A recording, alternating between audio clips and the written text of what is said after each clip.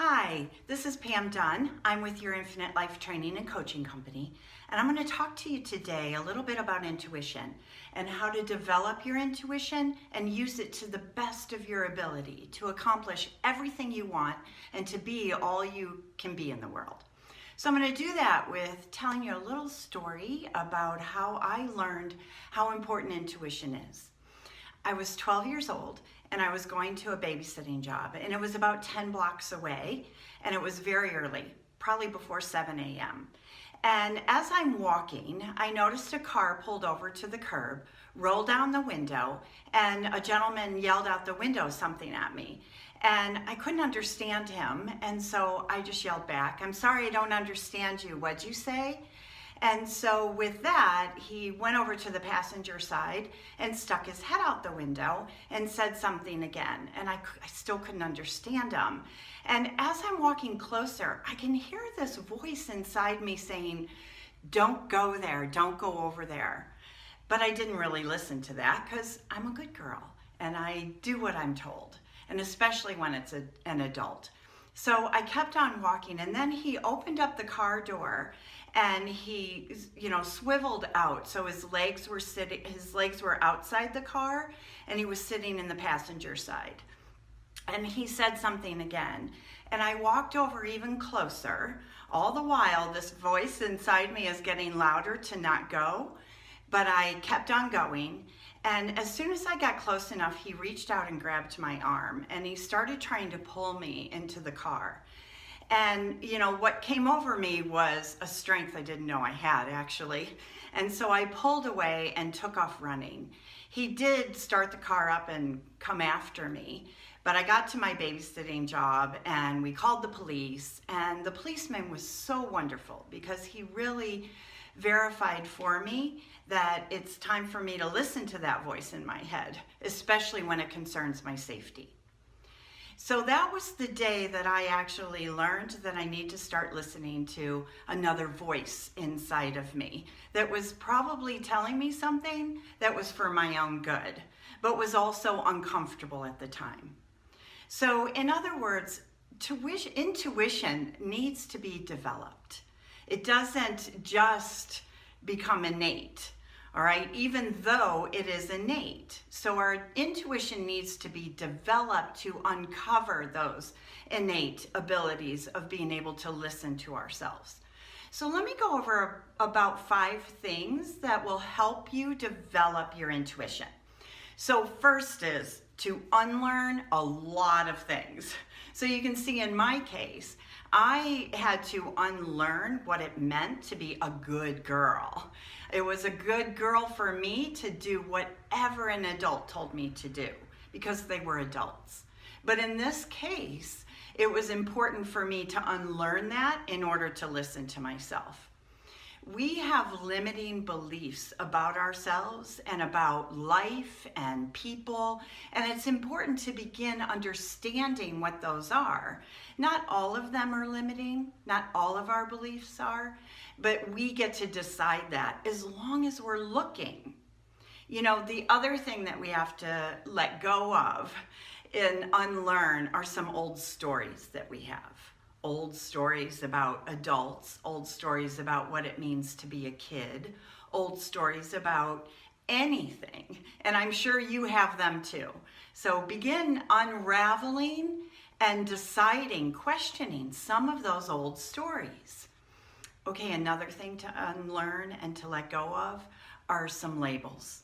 Labels that others have given us, labels that we've given ourselves. I'm the oldest of 7. I was a good girl. That's a label that seems good and seems great to have, and it was. But you can see in this story, it almost got me into a place that could have really hurt me.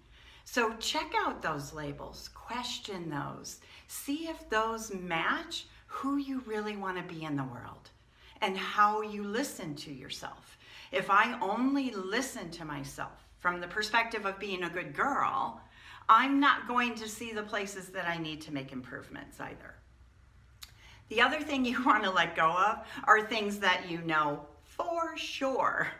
Trust me, at 12 years old, I thought I knew a lot of things for sure, which I didn't. But I think in adulthood, it's easier to look at those things and understand, are they old stories? Do I really know for sure? Or is it just an opinion? Which, by the way, are other things to be sure about. You know, we all have tons of opinions, and it's great to have them. They're part of who make up our personality and help people understand who we are. And they're opinions. So when it comes to intuition, there's a big difference between an opinion and your intuition. So make sure that you understand that difference. And then also it's important to let go of your judgments, or at least to know that they're judgments and that your judgment may not be someone else's judgment.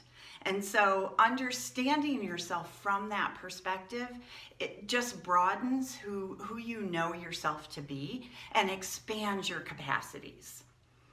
Okay, the second one, which I'm sure we all know, which is to minimize blame.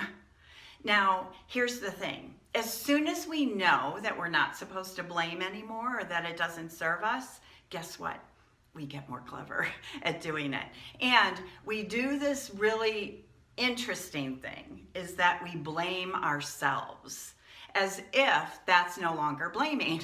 It's important to know that whether you're blaming other people or yourself, it's still blame. So the opportunity there is not necessarily about responsibility. It's more about learning more from whatever this thing in life is bringing you, that you want to blame yourself for if it was a mistake. Learn from all of your life. Number 3, I know it seems like a lot more, but we're actually only on number 3. Number 3 is to get real. Be genuine. Notice yourself, and that's how you discover that. Like, notice when you walk into a room, are you being who you really are, or are you scanning the room to decide how you want to be? I'm saying that because that's a lot of times what I have to catch myself doing. But that is the place where you get to be genuine, because in that moment you can decide who you want to be, not based upon how you believe others want you to be. Vitally important, vast difference. Okay, next. Feel your feelings without necessarily expressing them. Part of our intuition has to do with developing that capacity. If we believe that others cause us to feel a certain way, and we operate from that belief, we go back to blaming people or things or situations or circumstances for our feelings. It is true that those things outside of us triggered our feelings, but they're not to blame for them. Those feelings exist inside of us, and they have a story to tell us. And developing your intuition is to begin feeling those feelings without necessarily expressing them, and listening to what they have to say. You know, next is to really compassionately see all sides of a story, all sides of a situation. You do not necessarily have to accept all sides or agree with all sides. It's just important to see all sides. So you can see, in a nutshell, all of those 5 things, everything that I've been talking about, is really developing the capacity to listen to yourself deeper and more profoundly than you ever have before. Be sure to check out our website, www.yourinfinitelifeonline.com, because we have lots of ways for you to learn succinctly how to develop your intuition. Have a great day.